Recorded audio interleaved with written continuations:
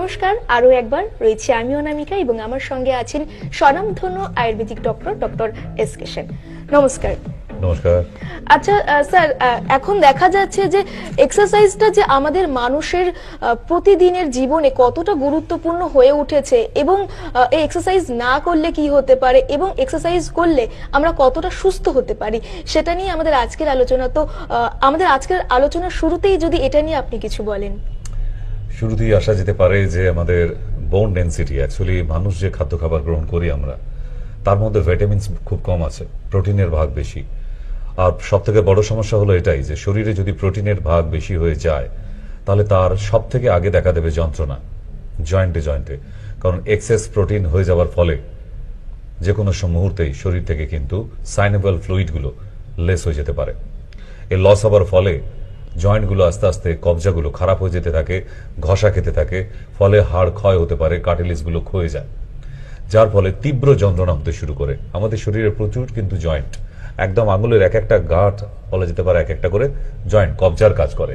এইগুলো যদি একটু একটু করে ফ্লুইড, সাইনোভিয়াল ফ্লুইড লস হয়ে যায়, ড্রাই হয়ে যায়, তাহলে কিন্তু তীব্র যন্ত্রণা, মানে আপনি শক্ত করে মুঠো করতে পারবেন না। এমন অনেক রোগী আছেন যারা টিভির পর্দার সামনে আজকে বসে আছেন যে শক্ত করে মুঠো করতে পারেন না, যন্ত্রণা হচ্ছে, ভালো করে কাপড় নেংড়াতে পারেন না, একটু খন্তি ধরে রান্না করবেন সেটা পারছেন না। কেন?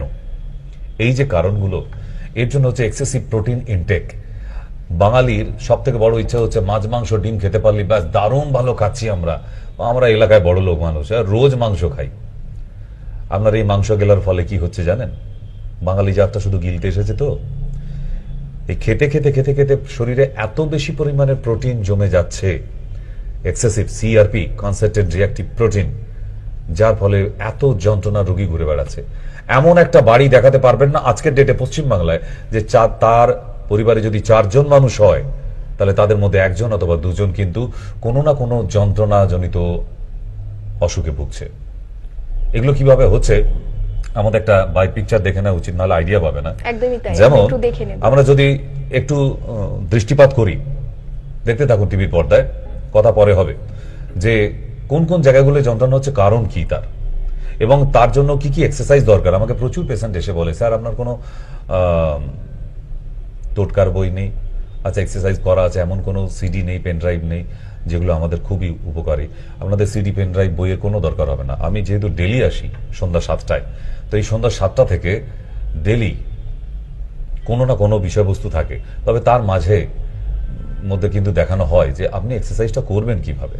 এর জন্য কোনো টিচার না, কোনো কিছু টিচারের দরকার নেই। তবে একটা জিনিস বলে রাখা দরকার, শরীরে প্রচুর যন্ত্রণা থাকলে আপনি এক্সারসাইজ করতে যাবেন না। আগে মেডিসিন খান, যন্ত্রণা কমিয়ে নিন, তারপর এক্সারসাইজ করুন। যন্ত্রণাজনিত শরীরে কখনো এক্সারসাইজ উচিত নয়, আরো বাড়াবাড়ি। একদমই তাই। অনেক এমন ব্যক্তি আছেন যার এক্সারসাইজ প্রয়োজন, কিন্তু দেখা যাচ্ছে যে তার হাঁটু ব্যথা বা কোমরে এতটাই ব্যথা যে তিনি এক্সারসাইজটা করতে পারবেন না। তো সেই ক্ষেত্রে জোর করে করাটা উচিত নয়, তাই তো? একদম না, একদম না। আমরা জায়গাগুলো একটু দেখে নিই কোন কোন জায়গায় আমরা কষ্ট পাই। ইয়েস, চলুন।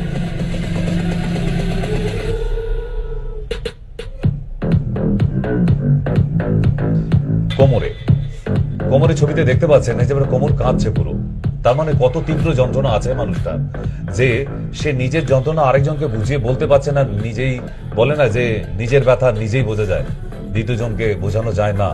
তাহলে এই ধরনের যন্ত্রণা কিন্তু আপনাদের প্রচুর আছে। আরো দেখা যাক নেক্সট গুলো, যে এইভাবে মেল অর ফিমেল বডি, কোমরে ব্যাক পেন কেন? এরপরে চিত্রটা দেখলে বুঝতে পারবেন যে স্পাইনাল কর্ডের অবস্থা L4 থেকে L5 অবধি কি অবস্থা দেখুন, যেখানে কোনো রকম সাইনোভিয়াল ফ্লুইড নেই, পুরো শুকিয়ে গেছে। তাহলে এই মানুষটার কি অসুবিধা হতে পারে? Spondylitis, lumber spondylitis, right? আচ্ছা, এই ছাড়াও আরো 4টে আর্থ্রাইটিস আছে। কি কি দেখা যাক।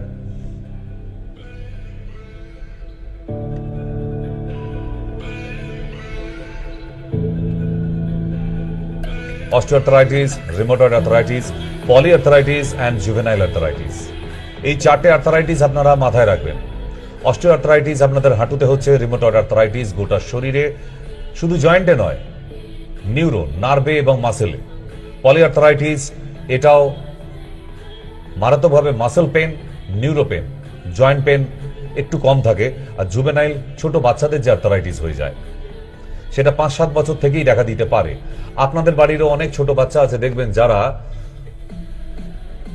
স্কুলের থেকে ফেরার পর ভীষণভাবে ক্লান্ত হয়ে যাচ্ছে, পড়তে বসে সে ধরুন টেবিল চেয়ারে নয় বেডে পড়তে বসেছে, সে বসে থাকতে পারছে না, সে বলছে আপনাকে যে আমার হাঁটুতে পায়ে যন্ত্রণা করছে, আমার কোমরে ব্যথা করছে, ওইটুকু ছোট বাচ্চা। তার মানে তার বাবা মা যদি প্রচুর পরিমাণে বাচ্চাকে ওই মাছ মাংস ডিমে একদম ঠেসে ধরে খাওয়াতে থাকে তাহলে কি করবে?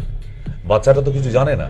তাকে এই এক্সেসিভ প্রোটিন ইনটেক করানোর ফলে তারও কিন্তু পায়ে জয়েন্টে পেন শুরু হয়ে যাচ্ছে। এবার দেখুন পিকচারের দিকে যে রিমোটয়েড আর্থারাইটিসটাকে বোল্ড করে রাখা হয়েছে কেন? বাকি আর্থারাইটিস গুলোকে খুব সহজভাবে বাগে আনতে পারবেন। আর্থারাইটিসের মধ্যে সব থেকে টু ডেঞ্জারাস হচ্ছে রিমোটয়েড আর্থারাইটিস। যাদের হয়ে গেছে ভগবানের কাছে ডাকুন যেন আপনি ওখান থেকে মুক্তি পান, না হলে এই জায়গা থেকে নিয়ম না মানলে একটা রিমোটয়েড আর্থারাইটিসও কোনোদিন সুস্থ হবে না, আস্তে আস্তে হ্যান্ডিক্যাপ্ট হয়ে যাবে। এবার যাদের অস্টিও আর্থারাইটিস তারা ভাবছে যে আমাদের আবার কি আর্থারাইটিস, তাহলে রিমোটয়েড কি আর অস্টিও কি? অবশ্যই যারা রিমোটয়েড আর্থারাইটিস তারাও চোখ রাখুন যে রিমোটয়েড আর্থারাইটিসটা অ্যাকচুয়ালি কি। এটা হিপ জয়েন্ট পেন আগে দেখিনি আমি, তারপর রিমোটয়েডে আসছি। অস্টিও হিপ জয়েন্ট এবং হাঁটুতে সাইনোভিয়াল ফ্লুইড দেখুন একদম নেই, সকেট যে বলটা কাজ করে তার চারপাশে আর কোনো ফ্লুইড নেই, পুরো ড্রাই দেখতে পাচ্ছেন। হাঁটুতেও তাই, কোনো ফ্লুইড নেই, যার ফলে এখানে কার্টিলেজ আস্তে আস্তে আস্তে আস্তে ক্ষয় হবে। ঠিক। নেক্সট, যদি এক্স রে করান লেফট সাইড অস্টিওআর্থ্রাইটিস নি জয়েন্টে, right side it's a rheumatoid. কেন? এক্স রে প্লেট দেখেই বোঝা যাচ্ছে তার বোনসে ডিফরমেশন এসে গেছে। ডিফরমেশনের জন্যই কিন্তু আস্তে আস্তে সে হ্যান্ডিক্যাপ্টের মতো হয়ে যাবে। হাতের অবস্থা দেখুন, এরকম অনেক পেশেন্ট আছেন যারা আমার টিভির পর্দার সামনে বসে আছেন, তাদের ক্ষেত্রে বলছি অন্তত যে ডোন্ট টেক ইট ইজি। এটা সহজভাবে নেবার কোনো অসুখ নয়, এটা বেশ কঠিন। আপনারা জানতেন যে পৃথিবীতে সব থেকে বেশি যন্ত্রণা হচ্ছে গর্ভ যন্ত্রণা, তাই তো? এতদিন অবধি জানতেন না, বুঝে বলতেন। যার রিমোটয়েড আর্থারাইটিস হয়েছে 10 বার গর্ভ যন্ত্রণার এক জায়গায় করলে যে যন্ত্রণাটা হয়, একজন রিমোটয়েড আর্থারাইটিস সেই যন্ত্রণা ভোগ করে। নাও রিয়েলাইজ দ্যাট গর্ভ যন্ত্রণা যাদের নর্মাল ডেলিভারি হয়েছে তারা বুঝবেন যে প্রসব করার সময় যে কি তীব্র যন্ত্রণা হয়। পৃথিবীতে প্রচুর মা আছে যারা হার্ট ফেল করে গেছে বাচ্চা প্রসব করতে গিয়ে, তাহলে কি পরিমাণ যন্ত্রণা বুঝতে পারছেন? সেই যন্ত্রণা 10টা মায়ের যন্ত্রণা এক জায়গায় করলে একটা রিমোটয়েড আর্থারাইটিস রোগীর যন্ত্রণা হয়। So now realize that what type of pain. Just you can't imagine that. যাদের হয়েছে একমাত্র তারাই বোঝে রিমোটয়েড আর্থারাইটিস যেন আর পৃথিবীতে কোনো শত্রুরও না হয়। ঠিক। নেক্সট কি বলছে? হাতের অবস্থা দেখুন। Next, it's a 4 stage, stage 4 rheumatoid arthritis. বুঝতে পারছেন যে একটা সুস্থ মানুষ, সুন্দর মানুষ ধীরে ধীরে ধীরে ধীরে সে কিভাবে হ্যান্ডিক্যাপ্ট হয়ে যাচ্ছে, নিজে থালায় ভাত মেখে খেতে পারে না। Now bones conditions, X-ray, leg portion, ankle, তার মানে রিস্ট অ্যান্ড অ্যাঙ্কেল তাদেরও ছাড় দেওয়া হচ্ছে না। বুঝতে পারছি। Next is osteo. হাঁটা চলা ওঠা বসা কোনোটাই পারা যায় না, এমনকি একটু নর্মাল ভাবে ঠাকুর পুজো করবে পা মুড়ে বসে সেটা অব্দিও পারে না আজকে বাড়ির গৃহিণীরা। পারছেন? যাদের হাঁটুতে অস্টিওআর্থ্রাইটিস হয়ে গেছে তারা সুন্দর করে বসে আগে যেমন করে পুজো করতেন, আপনার মা ঠাকুমারা যেভাবে ঠাকুর পুজো করেছেন আপনি পারছেন করতে? নেভার। তাহলে এই জায়গাগুলো আগে আপনাকে ফুড চার্ট মেনটেন করতে হবে, ফুড রেস্ট্রিকশন। যদি আপনি মেনটেন করতে পারেন তাহলে ওষুধ নেবেন, আমাদের ট্রিটমেন্টে আসবেন, আদারওয়াইজ প্লিজ ডোন্ট কাম। আচ্ছা স্যার, এখানে থামিয়ে দিয়ে একটু আপনাকে প্রশ্ন করব। আমরা দেখে নিলাম যে আসলে আর্থারাইটিসটা কি। এই যে অনেকের একটা ধারণা থাকে যে আর্থারাইটিস মানেই হচ্ছে হাড় ক্ষয়ে যাওয়া, কিন্তু আসলে কি হাড় ক্ষয়ে যাচ্ছে নাকি আর্টিকুলার কার্টিলেজ ক্ষয়ে যাচ্ছে? অ্যাকচুয়ালি বলে দিই, কার্টিলেজ তো একটা লেয়ার থাকে বোনসের উপরে, যাতে বোনসটা নষ্ট না হয়ে যায়। ঠিক যখন ওই ফ্লুইডটা, মানে বাংলায় বোঝায় মোবিল, একটা কবজায় থাকে, যখন মোবিলটা শুকিয়ে যায় তখন কি হয়? আপনার বাড়ির একটা দরজায়, নতুন দরজা, তাতে গ্রিস মোবিল লাগানো আছে, এবার সেটা 1 বছর পর অটোমেটিক্যালি শুকিয়ে যায় হাওয়ার বাতাসের আর্দ্রতার জন্য। শুকিয়ে যাওয়ার পর দেখবেন দরজা খোলা বন্ধ করছেন, ক্যাঁচ ক্যাঁচ করে আওয়াজ হচ্ছে, সেই শনিবারে বারবেলার মতো, রাইট? এইবারে 1 বছর ওই তেল আর মোবিল কিছু দেয়া হলো না, তখন দেখবেন দরজা খোলা পড়া মুশকিল হয়ে যাচ্ছে। আর এমনি ভাবে যদি দীর্ঘ 2 বছর একটা দরজা খোলা হয়নি, পড়ে আছে, তাকে আপনি খুলতে পারবেন না। খুলতে গেলে কি করতে হবে? অ্যাট ফার্স্ট কবজার মধ্যে কেরোসিন তেল দিয়ে ভিজিয়ে রাখতে হবে 24 ঘন্টা, তারপরে মোবিল দিতে হবে, তারপর গ্রিস দিতে হবে, তারপর আস্তে আস্তে রাস্টগুলো, মোর্চেগুলোকে ঝরিয়ে ফেলতে হবে, তারপর দেখবেন নর্মাল এসেছে দরজাটা। ঠিক মানুষের শরীরেও এরকম অবস্থা আছে যে আস্তে আস্তে মোবিলটা শুকিয়ে যায়, তারপর কার্টিলেজটা ক্ষয় হতে শুরু করে, কার্টিলেজ উঠে যাওয়ার পরেই হাড়ের ক্ষয় হতে শুরু করে, অস্টিওপ্রোসিস এর নাম। ঠিক, হাড় ক্ষয়। তাহলে অস্টিওপ্রোসিস না হলে তাকে অস্টিওআর্থারাইটিস তো বলবোই না। তাহলে অস্টিওআর্থারাইটিস যারা দেখবেন এরকম দুলে দুলে হাঁটছে, দেখবেন পেঙ্গুইন স্টেপ আছে না, অনেক মহিলা আছে বাজার যাচ্ছে এরকম দুলে দুলে, তাকে জোরে দৌড়াতে বলো, পারবে না। সে ওই একই রকম গতি, একই স্টেপ, পেঙ্গুইনের মতো হাঁটছে। কেন? তার হাঁটু নি জয়েন্ট ডিফর্মেট হয়ে গেছে, এইভাবে বেঁকে গেছে। ঠিক তো, সুতরাং এইভাবে বেঁকে যাওয়ার পর তাকে কেউ আইডিয়া দেয়নি, কোনো ডক্টর, যে আপনি নি ইমোবিলাইজার পড়ুন হাঁটুতে। তাকে বলেছে, সব ডাক্তারই বলেছে আপনি নিকাপ পড়ুন। সে 50 টাকা দামি একটা নিকাপ পরেছে। 50 টাকা দামি নিকাপ কেমন হয়? পায়ে আমরা যেমন মোজা পরি ওই রকম একটা মোজার মতো। ওটা পরে আপনার কোনো উপকার হবে? হবে? হবে না নিশ্চয়ই। তাহলে যেখানে যেটা দরকার, যাদের হাঁটু ডিফর্মেট হয়ে বেঁকে গেছে, ফার্স্ট ব্র্যাকেটের মতো বেঁকে গেছে বাইরের দিকে দুটো পা, ঠিক, পা জড়ো করে দাঁড়ালে দুটো হাঁটু আর জুড়ছে না যাদের, তাদের আর নর্মাল নিক্যাপ নয়, 100 রকমের নিক্যাপ আছে, এক একটা প্রবলেমে এক একটা দেওয়া হয়। সবাইকে নর্মাল নিক্যাপ বলে দিলেই হলো না। এই যারা ডিফরমেশন নি জয়েন্টে ভুগছে, এটাও অস্টিওআর্থারাইটিস, তাদের জন্য নি ইমোবিলাইজার, আই মিন যা নি ক্যাপের সাইড দিয়ে স্প্রিং পাত্তি লাগানো আছে, ওইটা পরে যত হাঁটবে ওই স্প্রিং পাত্তির কাজ হচ্ছে চাপ দিতে দিতে আবার এই ডিফরমেশনকে স্ট্রেট জায়গায় পৌঁছানো আনবে। আমি করেই দেখিছি, অ্যান্ড ইটস পসিবল, এটা হয় উইদাউট অপারেশন বলছি, হ্যাঁ, সঙ্গে মেডিকেশন চলবে। ঠিক, তাহলে নেক্সট আর একটু যাওয়া যাক। হ্যাঁ, একদমই। নেক্সট যাওয়া যাক। নেক্সট কি বলছে? হাঁটু এইরকম আস্তে আস্তে ডিসকালার। এই দেখুন, আমি যেটা বলছিলাম, ডান দিকে চিত্রে দেখুন যে ফার্স্ট ব্র্যাকেটের মতো পা হয়ে গেছে। ওই ভদ্রলোককে যদি পা জুড়ে দাঁড়িয়ে আছেন, হাঁটু আর জীবনে জুড়ে দেখাতে পারবে না। এই ধরনের লোকগুলোর জন্য অবশ্যই দরকার আছে যে নি ইমোবিলাইজার। সব মানুষের জন্য নর্মাল নিক্যাপ নয়, ওইসব পরে পয়সা নষ্ট করবেন না, ঠিকঠাক জাজমেন্ট করুন। আমি বারবার বলি যে সঠিক ডক্টর দেখান, যে সেই ব্যাপারে পারদর্শী এবং রেজাল্ট দিয়ে আসছে সেই ডক্টরকে দেখান। আপনি দেখলেন উনি গাইনোলজিস্ট, উনি 50 টাকা কম ফিস নিচ্ছে, আর হয়েছে আপনার আর্থারাইটিস, আপনি ঢুকে বললেন সেখানে, ডাক্তারবাবু হাঁটুতে ব্যথা করছিল। আরে উনি গাইনোলজিস্ট, আপনার আর্থারাইটিস সম্বন্ধে কি করে জানবে উনি? ওনার যেহেতু 300 টাকা নয় 250 টাকা ফিস ঢুকে পড়েছেন। মানে অদ্ভুত মানসিকতা আপনাদের। যেখানে যেটা, যে অর্থোপেডিক যারা এই ব্যাপারে পারদর্শী, আপনি তাদের কাছে যান, তাহলে নি রিপ্লেসমেন্টটা করতে হবে না। আজ অব্দি আমার ক্যারিয়ারে এখনো not a single person I am not recommends for any নি রিপ্লেসমেন্ট, যেন ভবিষ্যতেও না করতে হয়। কোনোদিন আজ অব্দি কাউকে রেকমেন্ড করিনি নি রিপ্লেসমেন্ট করার জন্য, লাগে না। ঠিক, তাহলে এখানে চিত্রটা দেখুন, নি জয়েন্ট, তার বোনস প্যাটার্ন কি আছে, এবং সেটা স্লাইস কতটা ক্ষয় হচ্ছে, কিভাবে ক্ষয় হয়, এভরিথিং দেখিয়েছি।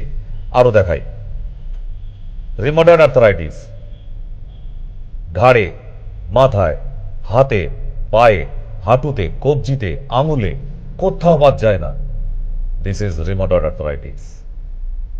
ঠিক। তাহলে হাতে আমাদের যে নার্ভাস সিস্টেমগুলো আছে এক এক জায়গায়, এই জায়গাগুলো আস্তে আস্তে ডিসঅর্ডার হয়ে যায়। ঠিক। এবারে বলে দিই আপনাদের যে খাদ্য তালিকা কি। ডাক্তারবাবু খালি কইতাছে যে এটা মাছ খাবেন না, ডিম খাবেন না। খামো কি? মাছে ভাতে বাঙালি বোঝেন না কিছু, খান না, পেট ভরে খান। আপনারা খেলেও তো আমরা খেতে পাই। আপনারা খাচ্ছেন বলেই তো ডাক্তারগুলোও খেতে পাচ্ছে। আপনি যদি খাওয়া শিখে যান, আমরা খেতে পাবো না। একদম বাস্তব কথা এটা। at first check your food chart. যদি আপনার ফুড চার্ট চেক করতে না পারেন, কন্ট্রোল করতে না পারেন, রেস্ট্রিকশন করতে না পারেন, আপনাকে ভগবানেরও ক্ষমতা নেই আপনাকে সুস্থ করে রাখতে পারে। তাহলে কি কি খাবেন না, লেট আস সি। খুব জানা দরকার আছে যে আর্থারাইটিস বা স্পন্ডালাইটিস বা এনি জয়েন্ট পেন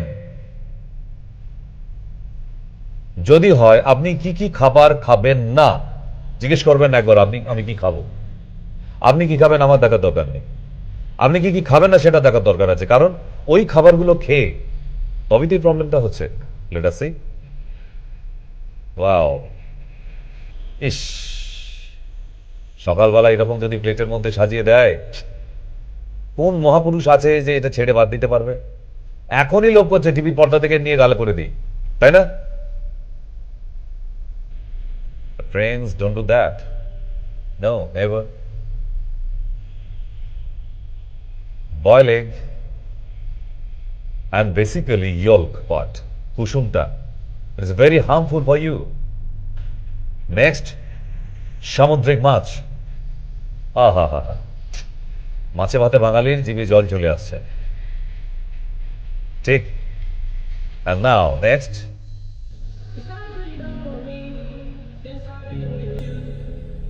ওফ, এরকম একটু কষা করে হবে আর একটু লাচ্ছা পরোটা।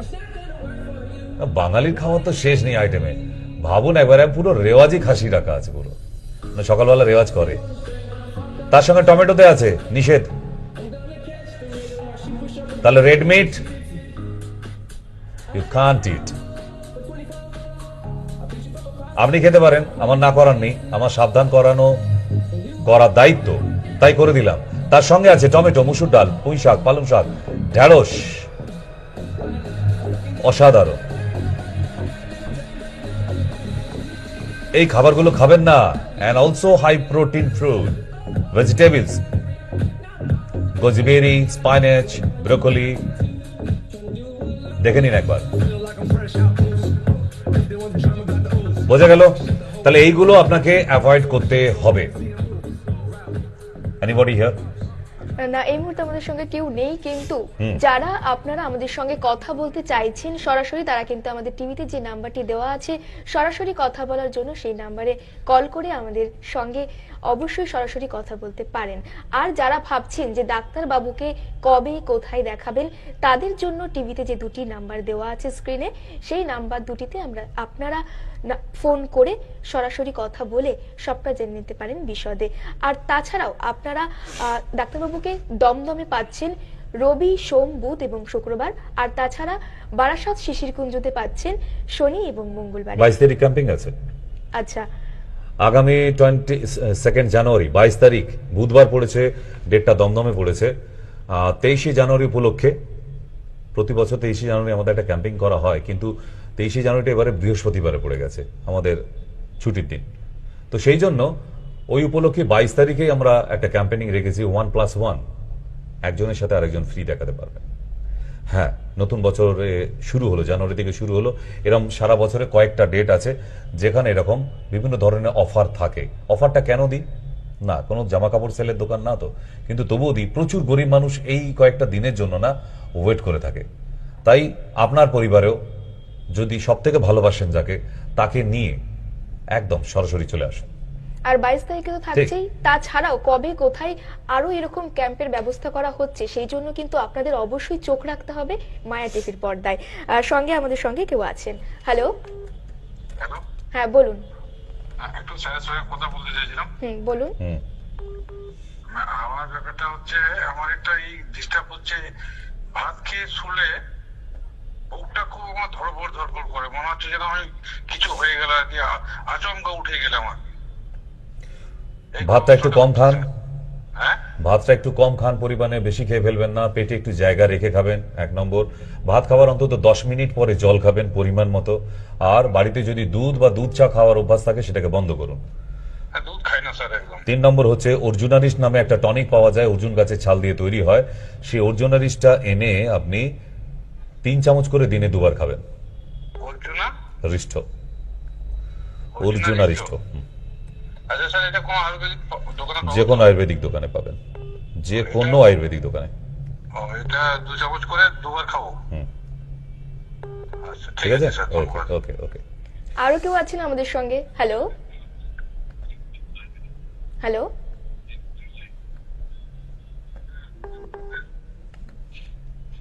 বলুন। হ্যালো। হ্যাঁ বলুন।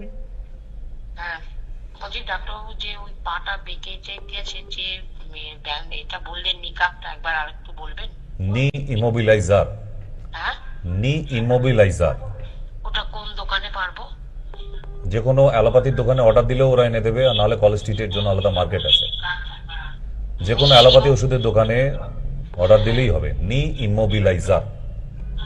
ইমোভিলাইজার। ইয়েস, আচ্ছা। লিখে নিন। চলুন, আর্থারাইটিসের জন্য আমরা একটু ব্যায়ামগুলো দেখতে হবে, কারণ প্রচুর এরকম বয়স্ক পুরুষ এবং মহিলা, শুধু বয়স্ক বলবো না, এখন তো 30-32 বছর বয়সের ছেলে মেয়েরাও আসছে তাদের আর্থারাইটিস নিয়ে। It is very pathetic, but what you will do? যদি আপনাকে আর্থারাইটিস ধরে নেয়, কি করবেন? সাবধানতা ছাড়া ট্রিটমেন্ট তো করতেই হবে আপনাকে। তাই আর এখন বয়সকালে যে হাঁটুতে ব্যথা, কোমরে ব্যথা, বাতের ব্যথা হয় সেটা আর নয়, এখন যে কোনো বয়সেই সবকিছু হয়। তাই ব্যায়াম করবেন কিভাবে? It's very essential for everybody. যতজন আর্থারাইটিসে ভুগছেন তাদের সবার জন্য এটা প্রয়োজন। ফলো করতে থাকুন, এর থেকে বেশি কিছু করতে যাবেন না। জোর করে চেপে এর থেকে বেশি ব্যায়াম করতে গেলে প্রবলেম হয়ে যায়। একদমই তাই। কিন্তু স্যার দেখা যাচ্ছে যে ছোট ছোট বাচ্চারা স্কুল থেকে আসছে, কিন্তু তাদেরও ওই আর্থারাইটিসের ব্যথাটা দেখা যাচ্ছে। শুধু হাঁটু কোমরে ব্যথা নেই, তারা যে এখন তাদের ওজনের থেকে বলা যায় যে বইয়ের ওজন বেশি, এবং ওই ভারী ব্যাগ নিয়ে যখন বাড়িতে ফিরছে তখন তাদের ঘাড়ে ব্যথার একটা প্রবণতা দেখা যাচ্ছে। সেটাও কি আমরা আর্থারাইটিস বলতে পারি? অবশ্যই তার মধ্যে অস্টিওপ্রোসিস ঘটছে, কিন্তু বিভিন্ন জায়গায় ঘটছে বলে একই ঘটনা। আমরা তাকে চেনার জন্য আলাদা আলাদা নাম দিয়েছি। যেমন কাঁধে ওই একই আর্থারাইটিস ঘটলে ওটাকে নাম দিয়েছি, যাই কাঁধে হচ্ছে ওটার নাম ফ্রোজেন শোল্ডার। এটাকে ঘাড়ে যখন এসে দাঁড়াচ্ছে তখন আমরা দিয়েছি সার্ভাইকাল স্পন্ডলাইটিস। এটা যখন কোমরে গিয়ে দাঁড়িয়েছে এটাকে লাম্বার স্পন্ডলাইটিস। আবার হিপ জয়েন্টে গেছে, হিপ জয়েন্ট স্টিফ হয়ে যাচ্ছে, অ্যাঙ্কোলাইজিং স্পন্ডলাইটিস। ঠিক তো, সুতরাং এই ধরনের বিভিন্ন জায়গায় হওয়ার জন্য আমরা চেনার জন্য এবং মানুষের বোঝার জন্য তাকে বিভিন্ন নামে আমরা এটা দিয়েছি। গেলে গো, ও গো, শুনছো? এদিকে একটু এসো তো। বলি, দিন দিন ঘরে মশার উৎপাত বেড়ে যাচ্ছে, সেদিকে তোমার কি কোনো খেয়াল আছে? বাজার থেকে কি কয়েল আনো যে এত টাকা দিয়ে, যে মশা সেই কয়েলের কথাই শুনে না? শুনলাম নাকি পাড়ার লোকে বলছে সিটি কেবিলে মায়া টিভি দেখা যাচ্ছে। সবাই বলছে 273 নম্বরে নাকি মায়া টিভি সিটি কেবিলে দেখা যায়। চালিয়ে একবার দেখো দেখি গিন্নি। আজকের দর্শক বন্ধুদের কাছে একটা সুখবর দিই, আপনারা যাদের সেটআপ বক্স সিটি কেবল, তারা 273 নম্বরে দেখতে পাবেন। যারা সিটি কেবিলে দেখছেন তাদেরকে বলে দিই, তারা 273 নম্বরে এখন দেখতে পাবেন। ননি, গিলয়, অ্যালোভেরা, অশ্বগন্ধা সমৃদ্ধ মায়েদের জন্য শ্রেষ্ঠ উপহার।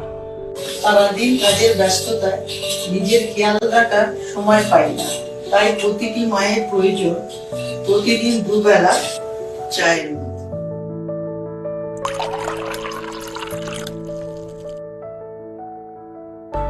প্রতিটি সন্তানদের তরফ থেকে একটাই উপহার, মাতৃ ঋণ শোধ করা। ভালো থেকো মা। ভালো থেকো মা।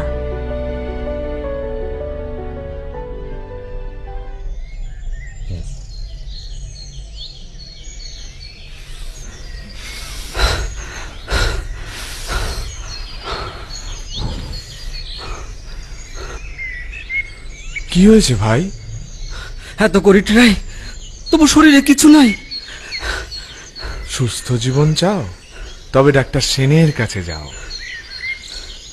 আয়ুর্বেদ করো ট্রাই, যার কোনো সাইড এফেক্ট নাই। সাইড এফেক্ট নাই? তাহলে আমিও আয়ুর্বেদ খাবো, ডক্টর সেনের কাছেই যাব। সুস্থতার শেষ ঠিকানা ডক্টর এস.কে. সেন। ফিরে এলাম একটি ছোট্ট বিজ্ঞাপন বিরতির পর। আমাদের সঙ্গে আরো এক দর্শক বন্ধু এই মুহূর্তে কলে আছেন। হ্যালো হ্যালো, হ্যাঁ বলুন। হ্যালো, হ্যাঁ নমস্কার ডাক্তারবাবু। হ্যাঁ নমস্কার। হ্যাঁ আমি ওই দক্ষিণেশ্বর থেকে বলছিলাম, জিষ্ণু ঘোষ। হুম বলছি ডাক্তারবাবু, আমি তো ওই ট্রিটমেন্টের মধ্যে রয়েছি। হুম তো অ্যান্টিডটটাও খাচ্ছি মাঝে মধ্যে আমার মায়ের সাথে, আর আপনার ডে অ্যান্ড নাইটটাও খাচ্ছি। হুম তো একটা প্রবলেম হচ্ছে কি, যে বাইরে কাজে বেরোলে বাইক চালাতে হচ্ছে, তো ঠান্ডা লেগে যাচ্ছে, বারবার সর্দিটা খুব ফিরে আসছে। ইমিউনো বুস্ট বলে একটা ড্রপ আছে, ইমিউনো বুস্ট। হ্যাঁ হ্যাঁ, ইমিউনো বুস্ট বলে একটা ড্রপ পাওয়া যায়। আচ্ছা ওই ড্রপটা 10 ফোঁটা করে মিশিয়ে নেবেন, ওই যখন অ্যান্টিডট অথবা ডে অ্যান্ড নাইট খাবেন। আচ্ছা, এটা আপনার কাছেই পেয়ে যাবো তো? হ্যাঁ, ইমিউনো বুস্ট, খালি নামটা মনে রাখবেন। আচ্ছা ঠিক আছে, ওকে। আরো কেউ আছেন সঙ্গে? হ্যালো হ্যালো হ্যাঁ বলুন। হ্যালো, হ্যাঁ বলুন। আমি ডাক্তারবাবুর সাথে কথা বলবো। বলুন। আর আপনাকে বুঝি ডাক্তারবাবুর সাথে কথা বলবো ডাইরেক্ট। হ্যাঁ, আপনার কি সমস্যা বলুন। আমি নাতবিন নিয়ে বলতে চাই। কি নিয়ে? নাতনি যখনই ঠান্ডা লাগে, দুটো মটরশুটির মতন দুটো নাকেতে এরকম ফুলে যায়।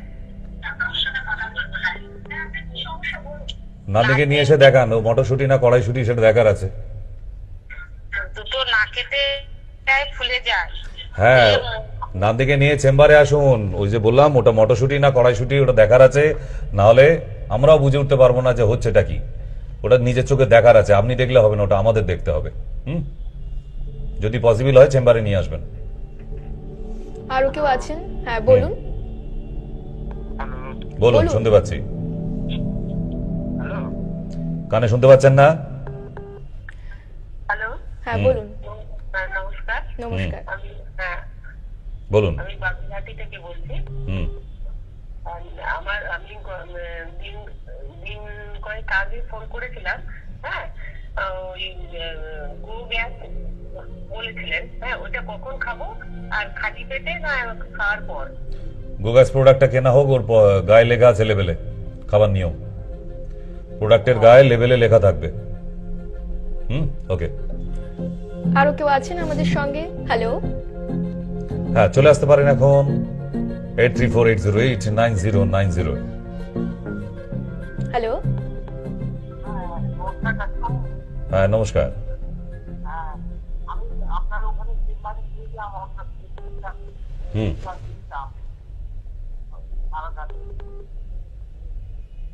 বাকিটা বুঝতে পারলাম না।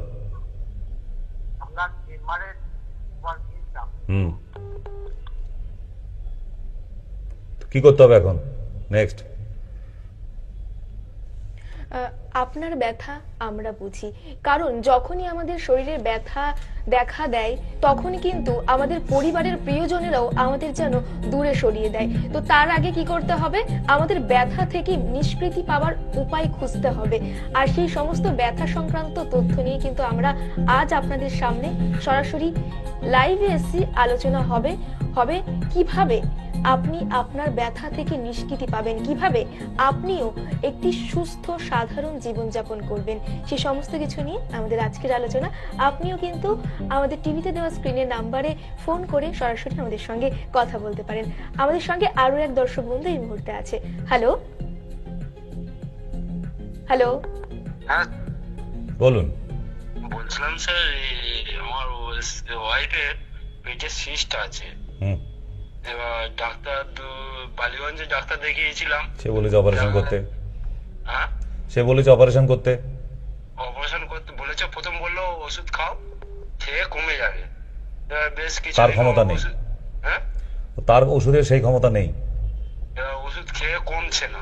কমবে না তো। কথা 8 মাস মতন দেখিয়েছি, দেখানোর পর কমছে না বলে আমি আমার বন্ধ হতে দিয়েছি, এবারে করে বন্ধ হতে দিয়েছি। লাগেই তো 3 থেকে 4 মাসের মতো। যদি ওনার কাছে মেডিসিন থাকতো 3 থেকে 4 মাস মেডিসিন খাওয়ালেই ওটা রিডিউস হয়ে যায় পুরো, ঠিক ডিজলভ হয়ে যায়।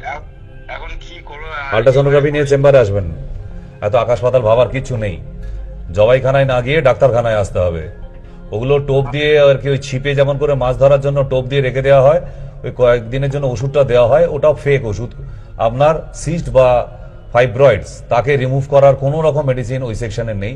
তো সুতরাং শুধু শুধু বসে সময় নষ্ট আর পয়সা নষ্ট। এই 8টা মাস কিছু কাজ না হয়, বরং ওটা আরো বড় হয়ে গেল আরো, ঠিক যে সাইজের সিস্টটা ছিল। তো আপনি একটা কারেন্ট আল্ট্রাসোনোগ্রাফি করে নিয়ে চেম্বারে আসবেন, কেমন? আরো কেউ আছেন আমাদের সঙ্গে? হ্যালো, হ্যাঁ বলুন।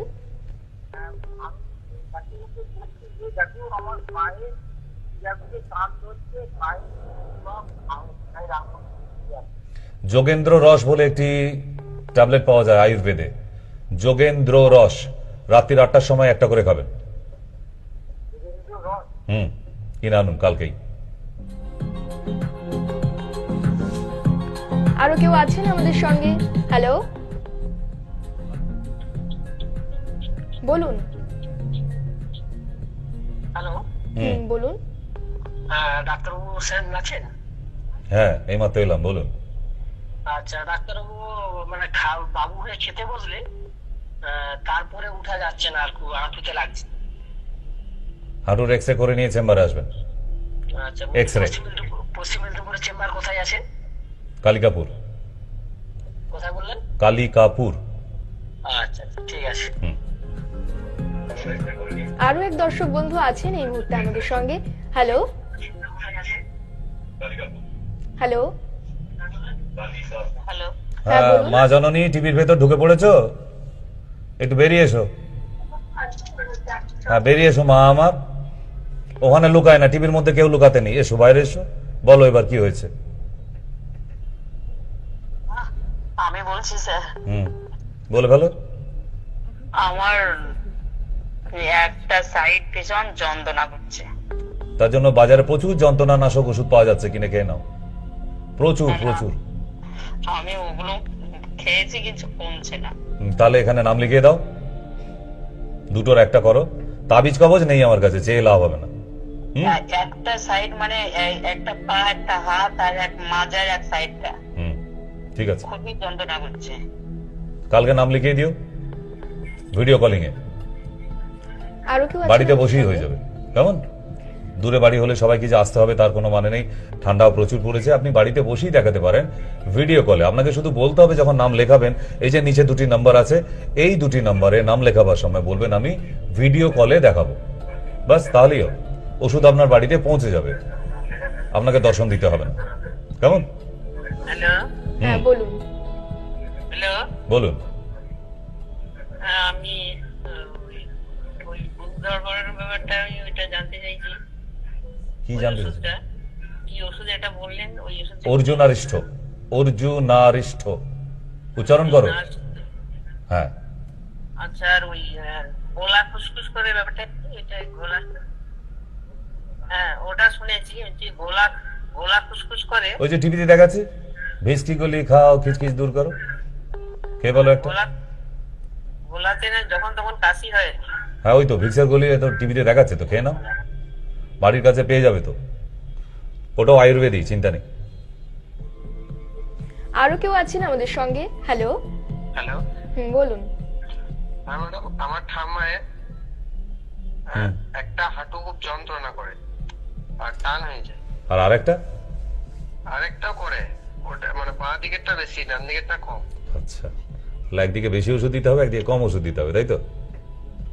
তুমি বাবা কালকে সকালবেলা তোমার ঠাম্মিকে নিয়ে আগে গিয়ে বলবে নি জয়েন্ট এক্সরে, একটা কাগজে লিখে নিয়ে যাবে। হ্যাঁ, নি জয়েন্ট এক্সরে, এক্সরে প্লেটটা নিয়ে ও একটা দিলেই হবে, বলবে এপি ভিউ, ওইটা নিয়ে আমাকে হোয়াটসঅ্যাপ করো এই নাম্বারে। আমাদের বীরভূমে কোথাও চেম্বার আছে? কি দরকার আছে তাহলে দেখানোর জন্য? কেন তোমায় দেখাতে গেলে, তোমার জন্য দেখাতে গেলে আমায় বীরভূমে চেম্বার করতে হবে? না না, ভিডিও কলিং এ দেখাবে, তুমি বীরভূম থেকে এখানে বসে ভিডিও কলে দেখাতে পারবে। হ্যাঁ তাই না? ওই এক একটা লোকের জন্য গিয়ে তো আমার এক একটা ডিস্ট্রিক্টে চেম্বার করা সম্ভব নয় বাবা, তাই না?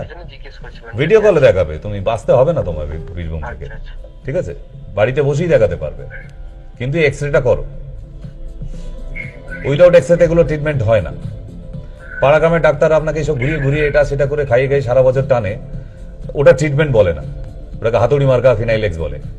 ওই হাতুড়ি ডাক্তারদের কাছে যাবেন, ওই রয়েই যাবে, সারা জীবন ওষুধ খেয়ে যাচ্ছেন। ঠিক এই কারণের জন্য সিস্টেমেটিক চলুন না। হাঁটুতে ব্যথা হচ্ছে, একটা এক্সরে দরকার, আর কিচ্ছু লাগে না, ঠিক? এক্সরে প্লেটটা নিয়ে ডক্টরের কাছে যান, কোনো রিপোর্টও লাগবে না। ডাক্তার যদি সে আর্থারাইটিস বা অর্থোপেডিক হয় তাহলে ওই এক্সরেটা তার কাছে যথেষ্ট। ওটা দেখি আপনাকে যেটুকু মেডিসিন দেবে আপনি দিব্যি ঘোরাবেড়া করতে পারবেন, ঠিক? আজে বাজে ওই পেন কিলার খেয়ে, ক্যালসিয়াম খেয়ে রামদেব বাবা হয়ে লাভ নেই বাবা, ঠিক? সঠিক এখন সেই সময়টা মানুষের কাছে নেই যে নিজের কাজও করতে হবে, আবার তাকে ট্রিটমেন্টও কিন্তু করাতে হবে। তাহলে এই কাজ বন্ধ করে দিয়ে ট্রিটমেন্ট করতে যাওয়া প্রতিদিন সম্ভব নয়। তার বছরের পর বছর এইভাবে আপনি ওষুধ খেয়ে যাবেন, সেটাও পসিবল না। তাই আপনাদের বারবার বলা যে যেখানেই দেখান না কেন সঠিক জায়গায় যান, কেমন? আরো কেউ আছেন আমাদের সঙ্গে? হ্যালো, বলুন। হ্যালো, হ্যালো, বলুন। বলছি ম্যাম, এই 3-4 দিন আগে আপনার সেই কালিকাপুর চেম্বারে আমার বাবা, ছেলে আর পা গেছিল। আর ছেলের নাম হচ্ছে শিবম মাইতি। আর একটা জিনিস জিজ্ঞাসা করা হয়নি, তারপর ট্রিটমেন্ট দেখার জন্য বললো কোল্ড অ্যালার্জি আছে, কিন্তু ও যখন সর্দি কাশি বাড়ে তখন কি ওকে দুধ খাওয়ানো যাবে কফ অবস্থায়? একটু হলুদ দেবেন, গুঁড়ো হলুদ 1 চিমটি দুধের গ্লাসে মিশিয়ে নেবেন। মানে স্যার সে দুধের মধ্যে সে কমপ্লেন মিলে খায়, তার উপরে কি হলুদ দিব? সে কত কচি বাচ্চা? এই তো 5.5 বছরের হচ্ছে স্যার। ও না, দেওয়া যাবে না। দুটোর একটা খাওয়ান, নয় কমপ্লেন খাওয়ান, না হলে দুধ খাওয়ান। কিন্তু দুধ খাই আপনার বাচ্চার আস্তে আস্তে কিন্তু খিদেটা বন্ধ হয়ে যাবে একদম, খাবার ইচ্ছা চলে যাবে কিন্তু বাচ্চার। এই যে দুধটা খাওয়াচ্ছেন আপনি, কমপ্লেনটা খাওয়াচ্ছেন, ঠিক আছে, ভালো টেস্টের, কোনো কাজ হবে না। আপনার বাচ্চা 1/2 ইঞ্চিও লম্বা হবে না কমপ্লেনকে, কিন্তু ওটা খেতে ভালো, বাচ্চারা লাইক করে, কিন্তু দুধের সাথে মিক্স করে দরকার নেই। নর্মাল কমপ্লেনটা দিন গরম জলে, ঠিক আছে? দুধটা দিলে ওই বাচ্চাকে আপনি ফলো করে দেখবেন, ওর মাকে জিজ্ঞেস করবেন যে ওই বাচ্চা কিন্তু খাবার ইচ্ছাটা আস্তে আস্তে চলে যাচ্ছে। সে অত মাথায় রাখা সম্ভব নাকি রে বাবা? প্রতিদিন কত কত রোগী, কত মাথায় রাখবো? কিন্তু তবু আমি বলে দিচ্ছি যে ওর মাকে জিজ্ঞেস করুন যে বাচ্চার খিদেটা কেমন থাকছে, কারণ আজকের ডেটে দুধ খাইয়ে বাচ্চার খিদে ঠিক রাখা সম্ভব নয়, অনেক প্রবলেম দেখা দেবে। তার থেকে কমপ্লেন খাওয়াচ্ছেন, খাওয়ান, শুধু কমপ্লেন খাক, ঠিক আছে? কমপ্লেন খাক। ওকে, আরো কেউ আছেন আমাদের সঙ্গে? হ্যালো, হ্যালো, হ্যাঁ বলুন। ডাক্তারের সঙ্গে সরাসরি কথা বলতে চাই। সরাসরি এসো, সামনে, টিভির সামনে এসো, সামনাসামনি বসো। হ্যাঁ, সরাসরি বলো। বলছি ডাক্তারবাবু, আমার মায়ের হাঁটুর কাছ থেকে নিচের অংশটা বেঁকে যাচ্ছে। কেন গো? হাঁটুটা রডে প্রবলেম? মায়ের হাঁটুটা ক্রমশ বেঁকে যাচ্ছে। ইস, টিএমটি বার লাগাতে হবে। এবার কি করে স্যার আপনার? ওই যে টিএমটি বার, গন্ডগোল। এক্সরে করা হয়েছে? হ্যাঁ, এক্সরে করা আছে। এক্সরেটা নিয়ে একদিন এসো। 72 বছর, কি করে নিয়ে যাব? মাকে কে আনতে বলেছে? তুমি এসো, এক্সরে প্লেটটা নিয়ে তুমি এসো। আমি যেটুকু ওষুধ দেবো বাড়িতে গিয়ে দেবে, আর একটা মলম দেবো, আকন্দ পাতার সেঁক দিতে বলবে, তাতেই মা আমার কাছে এসে দেখাবে। আচ্ছা, উত্তেজিত হতে হবে না, ওটা শুধু আকন্দ পাতা দিলে হবে না, আমাদের যে মলমটা আছে, অয়েনমেন্টটা, গ্রিন বাম, ওটা লাগিয়ে আকন্দ পাতা দিতে হবে, ঠিক আছে? তো সেই জন্য 22 তারিখ ডেট আছে, 22 তারিখ একজনের সাথে আরেকজন ফ্রি। তো 22 তারিখে ফ্যামিলির আরো কাউকে নিয়ে, মার জন্য তো দেখাচ্ছেনই, পারলে আরো কাউকে আরো দেখানোর হলে আপনি 22 তারিখে চলে আসতে পারেন, বুধবার। ব্যাস, দুটো মাকে নিয়ে একদম চলে আসুন। এত বড় মহাপুরুষ হয়ে যায়নি যে আগামী বুধবারের মধ্যে আপনার মাকে দৌড় করিয়ে দেখিয়ে দিতে পারবো। এতদিন যখন গেছে মা জননী আমার, একটু অপেক্ষা করো, সবুরে মেওয়া ফলে। এতদিন ঘুমাচ্ছিলে মা, আমাকে দেখে কি ইচ্ছা হলো যে আমার মাকে একটু দাঁড় করাতে হবে? এতদিন কি করছিলেন? তাই বুধবার অব্দি একটু ধৈর্য। নেক্সট, আরো কেউ আছেন আমাদের সঙ্গে? Hello, next. হ্যালো, হ্যাঁ বলুন। হ্যালো, হ্যাঁ বলছি, আমি তো